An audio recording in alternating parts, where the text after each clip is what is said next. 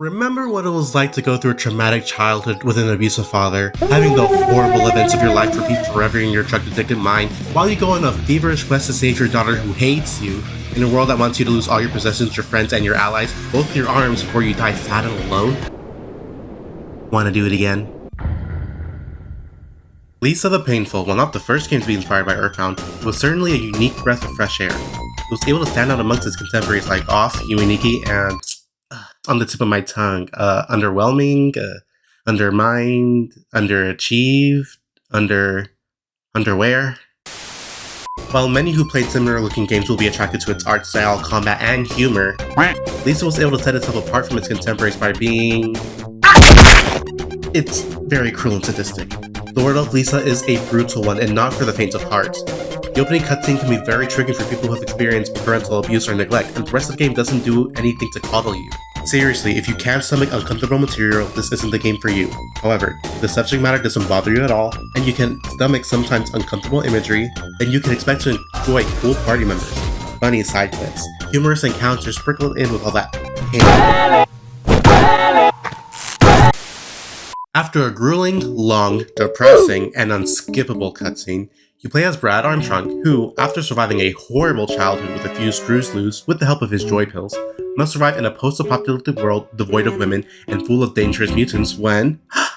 a baby!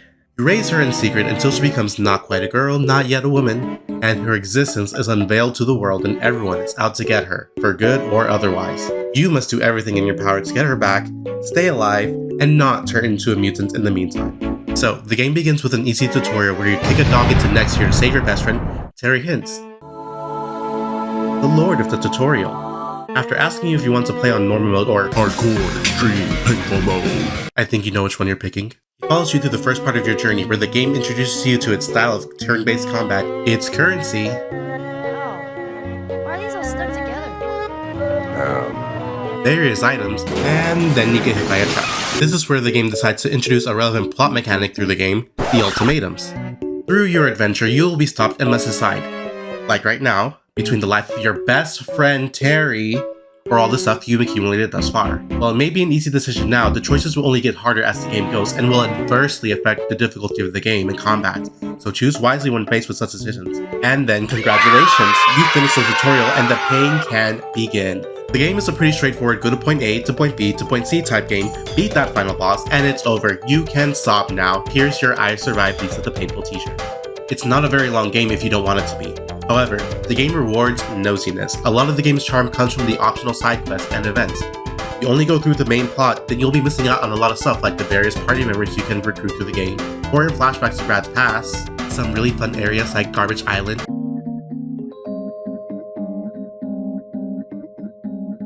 and so forth. So, leave no door unopened and no dark cave shadow not walked past, because you'll need everything this game has to offer to survive it. Because while it may not appear to be a very complicated game, under that hood, there's a lot going on. Once you have full control over Brad and the plot slows, you'll have to quickly adjust to the game's combat, which is deceptively complex. Brad, the main character, strings along combos which results in a super move that depletes SP when performed. Other characters simply use TP instead of SP, which is built via taking damage and dealing damage through normal attacks. Others only have one move to use and are good for one thing like this guy over here, and some don't deal damage at all. While you may be tempted to pick the heaviest hitters, you will find out quickly that pure raw damage is enough to finish the game itself, because status effects are extremely important. Got that? Status effects are really important. I repeat, status effects are really important. Have you not been reading Terry Hint's hints through this whole game?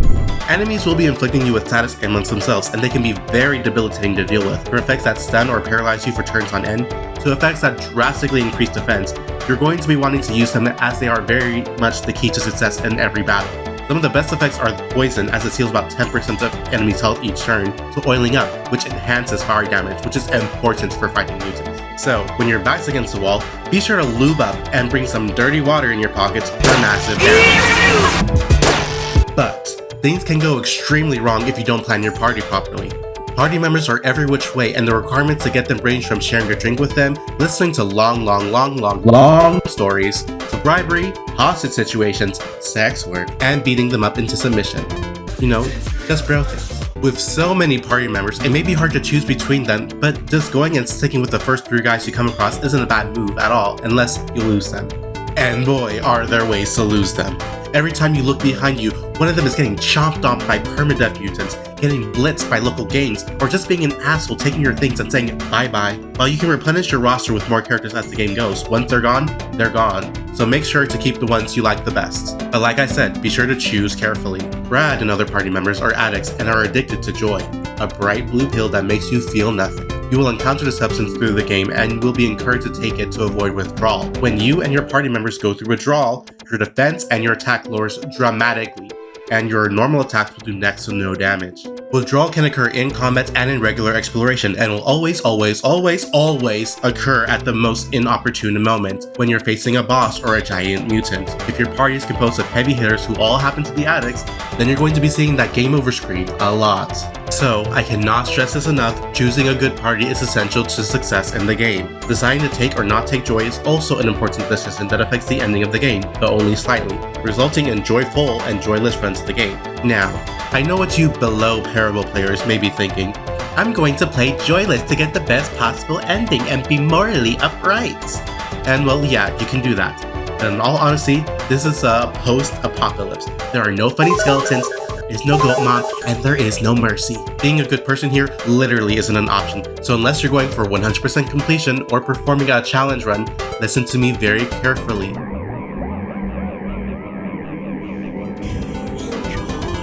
Not only does Joy turn all your regular attacks into critical ones and boost special moves, it also restores all SP and HP. The game itself encourages the use of Joy and will make concerted effort to make sure you're using Joy, even forcing it upon you in some segments.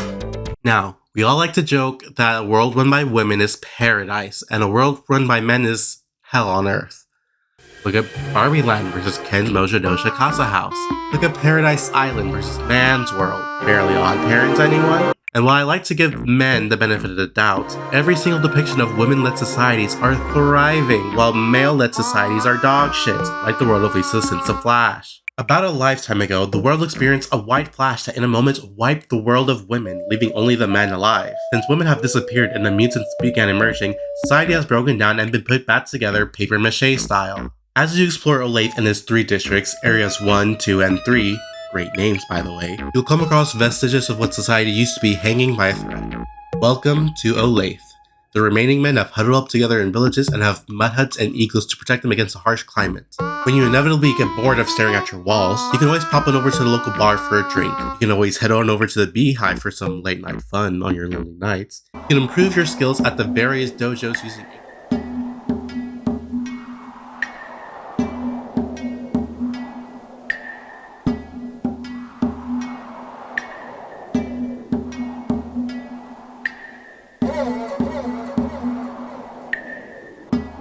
And look, I don't even know how I got here or what's going on, so let's just move on to the next clip. Point being, there's just so much to do and so much to see of this post-apocalyptic wasteland besides just fighting snakes, shadows, random men flying at you, hallucinatory spiders, local gangs, mutants, lonely men, and so on. So be sure to stay on your toes as you travel the small but great big world of Olathe. Now, if this were the old version of the game, this is likely where the video would end, but recently an expansion of the original game has been released with better graphics and additional content. Now, there isn't much of it, and most of the new things were added to the sequel game, The Joyful, to the point where unless you already looked it up, there's almost no chance of getting the new content in the Painful. So this is how you do it. Listen up closely. Throughout the whole game, you'll come across these little campfires, and as you'll quickly discern, they aren't very secure. While you are sleeping, anything can happen to you or around you, from getting poisoned by spiders, the aforementioned party member abandoning you, whatever this guy is doing. You will become completely adverse to taking these campfires to restore your party's health and SP, when there are better, safer options, such as the CD Motel and the best late game option at the wrestling arena. However, new to the definitive edition and necessary for new content, you'll have to sleep at every single one of these campfires as you come across them in the playthrough. As you'll come to find out, sometimes you'll see a cutscene where Brad interacts with his party members, and after witnessing enough of these cutscenes, and you'll know when, you'll have to go back to the very first campfire you came across and make one final nap for the new content. Now, the new content consists of spoilery story-related cutscenes and a super mega ultra instinct boss that's the hardest the game has ever seen, jumping the previous super boss's power level by tens of thousands. While it's not necessary to level up your party past level 30 for the main campaign, I would grind as much as you can for this fight because it is just that good. You're going to need all your items, all the status effects, and probably your entire roster of available party members. And if your party members fall in the second half of the fight, they will be gone. So expect to lose people. Don't take anyone into the fight you aren't willing to lose. But each dead party member you get will send you a flower which has the potential to deal massive, insane amounts of damage. But if you're unwilling to lose anyone, the fight does allow you to retreat and replenish your party. So if you feel like it's getting too tight, don't be afraid to pull out. You will have to repeat earlier phases of the fight, but the boss's health remains the same as before retreating. And in all honesty, the super boss is high risk with little reward. While Lisa superfans will see revelations about the story's plot that have been only theorized about or speculated to, with confirmations and rejections alike, Super Boss does not change the ending of the game and only reaffirms the game's central bleak message. God, this is getting depressing. Let's wrap it up! Each area has grind spots that you can use to level up. These areas will have rather strong snakes, but won't be too far from a resting area. The best grinding spots is here and at the arena, however be careful. While fighting in the arena, there are 3 modes that allow you to participate: the grinding mode, the tag team championship, and the ultimate championship. You're good to finish the tag team championship first, but once you finish the ultimate championship, you will lose access to the best free healing spots in the game, and to the grinding. So make sure the last thing you do is the ultimate championship before finishing the game. Every area of the game has secrets that are not so obvious. Some secrets hide in the shadows and at times even past them, and other secrets are tied to fighting certain bosses. If you want to experience all the game's content, leave no stone unturned and no boss living. Some secret places are even hidden via leaps of faith, so be sure to explore everything and collect as many items as possible. But don't hoard them because items which are not key items can be taken from you just as easily.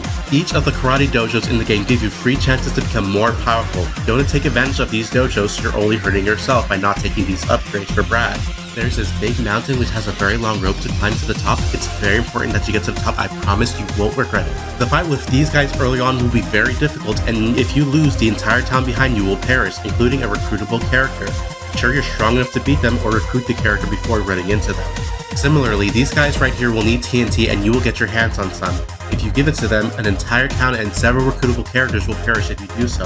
So make sure you recruit all of them first or go around them until they disappear. Final boss is a joke. The final area of the game just throws you some of the best items in the game, so unless you're underleveled, I wouldn't worry. And that's everything you need to know before getting into Lisa the Painful Definitive Edition. Did I miss any important information about Lisa? Let me know in the comments and I'll be sure to like or highlight the best info. And be sure to take joy. Hey, did you like the video? They say imitation is the best form of flattery, and I'm wearing my influences on my fucking sleeves. If you're interested in what I have to say, follow me on the socials listed below if you want to keep up. Bye now!